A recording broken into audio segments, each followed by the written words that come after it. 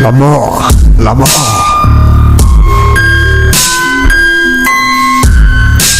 La mort n'est qu'un passage vers l'au-delà, une fin de vie.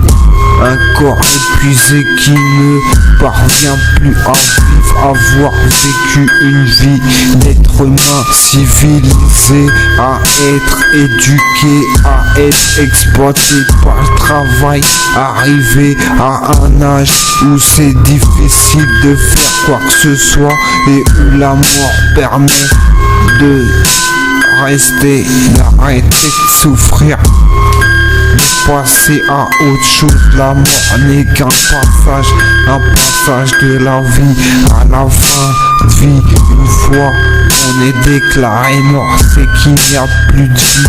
Le corps humain ne ressent plus de sensation de vie, il est rigide, plus rien ne le réanime.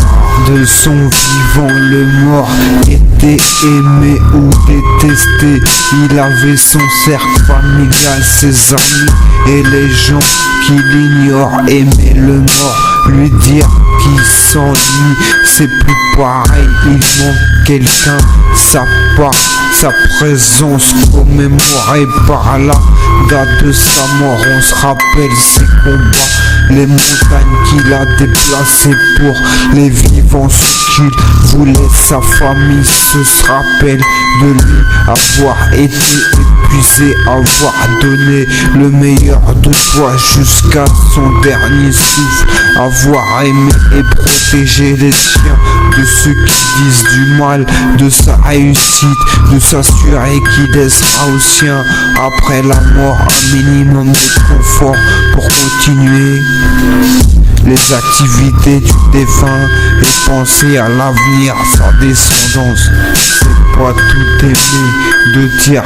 que la personne nous manque, il ne faut pas salir son nom par une attitude qui prouve le contraire de l'amour et du respect, mais de faire paraître pour obtenir ou continuer de profiter d'un bienfait, d'être un proche du défunt, ne pas exagérer l'émotion du deuil, sincérité et respect de la famille du mort, prouver l'amour même des années après la mort, parler de la personne comme si elle était encore là et une mauvaise parole pourrait la blesser, avoir peur de l'irréparable, de faire croire à un sentiment alors qu'on a été témoin du contraire, dans le but de se rapprocher d'une opportunité, d'être bien perçu des proches. Les